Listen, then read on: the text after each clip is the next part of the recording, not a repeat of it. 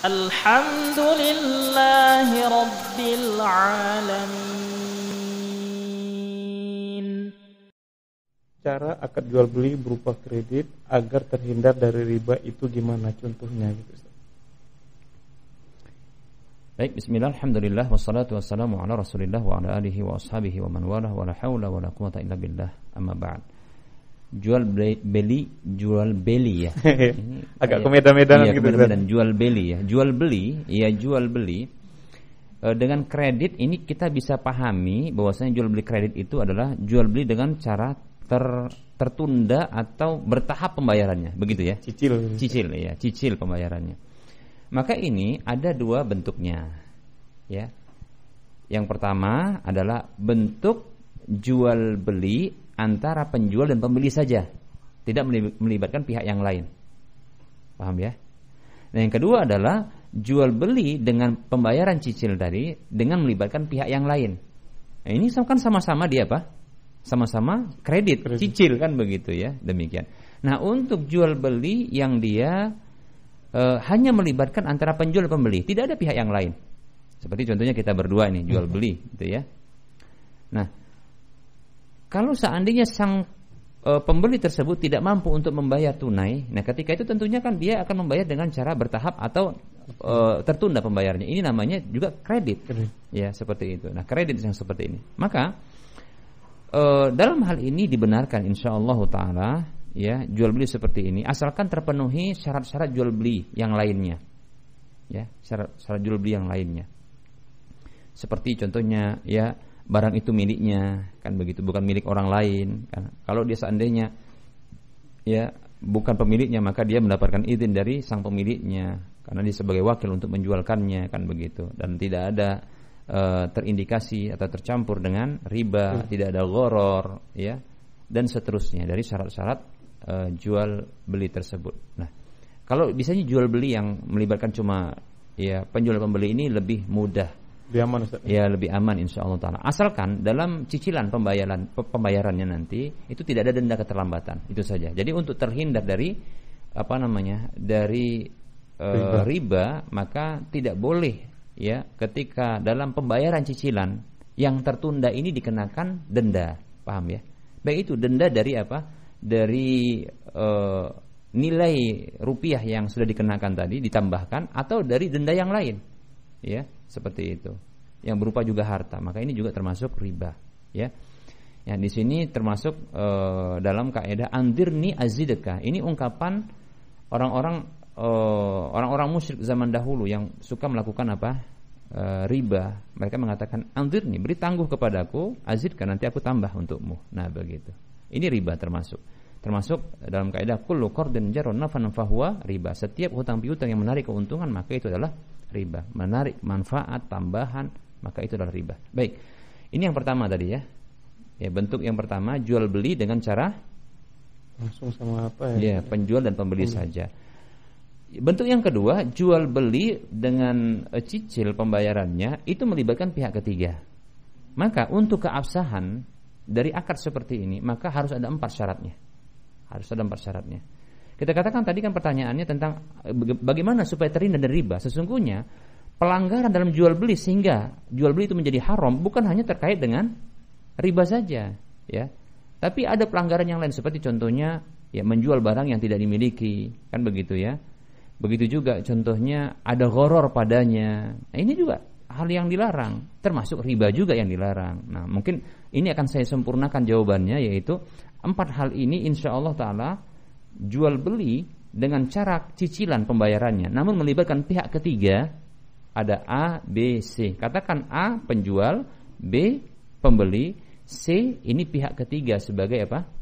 Pembiayaan. Ya, sebagai orang yang memiliki dana, seperti itu ya. Baik ya, dengan melibatkan pihak ketiga ini maka ada 4 syaratnya supaya aman dan halal dia. Yang pertama syaratnya adalah tidak ada kesepakatan harga yang mengikat antara pihak ketiga sebagai pemilik dana ya dengan calon pembeli. Tidak ada kesepakatan harga sebelum barang itu dimiliki oleh pihak ketiga. Jadi pihak ketiga tidak boleh dia menetapkan harga yang mengikat atau menetapkan yang mengikat atau menetapkan keuntungan yang mengikat kepada sang calon pembelinya. Sementara barang itu belum dimilikinya. Ya, contohnya dia katakan kalau dalam fikih kontemporer saat ini istilah itu disebut dengan al-amru bisyira atau al-wa'du bisyira, yaitu perintah untuk beli, nanti saya beli dari Anda, ya, atau janji beli, yaitu tolong belikan barang ini, nanti saya janji atau nanti saya beli dari Anda. Nah begitu. Nah ini dia. Tapi melibatkan pihak ketiga. Nah pihak ketiga ini syarat yang pertama adalah tidak boleh dia menetapkan harga yang mengikat atau keuntungan yang mengikat. Yang mesti wajib itu apa? Harus dia jadi beli, kan begitu ya. Dan harus seperti itu. Ya. Sebelum barang itu dimiliki olehnya, paham ya? Demikian. Ini syarat pertama. Ya. Syarat yang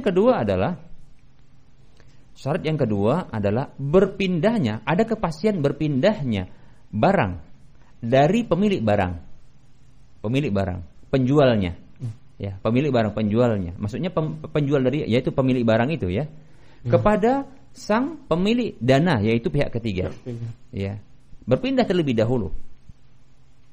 Ya, tidak boleh dia menjual kepada siapa? Si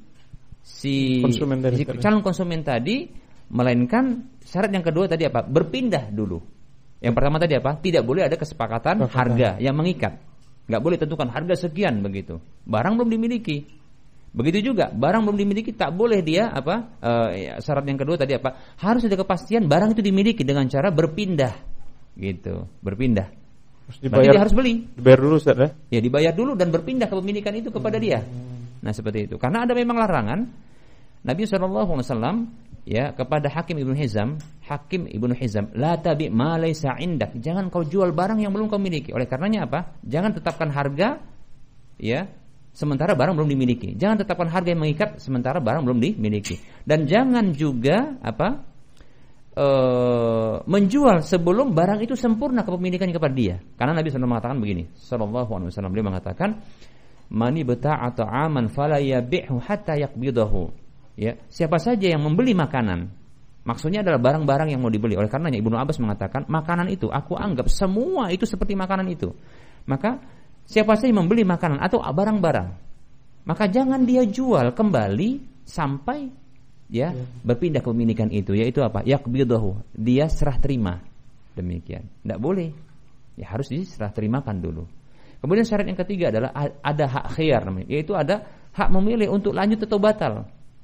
Demikian. Karena ini kan belum jual beli, maka tidak boleh dia apa? Harus jadi beli. Ini saya sudah beli. Realisasi dari syarat yang ketiga ini adalah contoh, bila pihak ketiga yang punya dana setelah ditunjuk contohnya, tolong belikan barang ini, nanti saya janji beli dari Anda. Ternyata dibeli barang tersebut, sudah dibeli. Nah, syarat pertama dan kedua sudah dipenuhi. Ya, yaitu apa? Tidak ada kesepakatan harga, kemudian tidak lagi apa? Barang itu berpindah kepada pemilik kepada dirinya, ya. Kemudian setelah berpindah baru dipanggil tadi calon konsumen. Nah, ini barang sudah ada. Ternyata tidak ketemu kesepakatan pada harga. Karena tentunya orang tersebut calon pembeli, customer tadi, konsumen tadi, dia tidak memiliki dana yang cukup. Kemudian dia tentunya bisa jadi tawaran kan naik contohnya. Ketika semakin lama waktu pembayaran itu semakin besar nilainya. Ternyata nggak cocok. Kok mahal kali seperti ini, kan begitu ya. Nah, oleh karenanya ada hak khiyar namanya. Ini syarat ketiga, yaitu apa? Syarat ketiga, dia ada hak khiyar, yaitu hak untuk lanjut atau batal. Kalau tak cocok, maka batal. Jangan dipaksa. Kamu kan sudah janji beli. Nah, ini termasuk kalau seandainya kamu harus wajib beli. Ini namanya mengikat. Tadi jadi pesan itu mengikat. Loh kok bisa orang ini belum barang dimiliki? Berarti pihak ketiga tadi dia menjual barang yang belum dimiliki dia. Karena ini mengikat.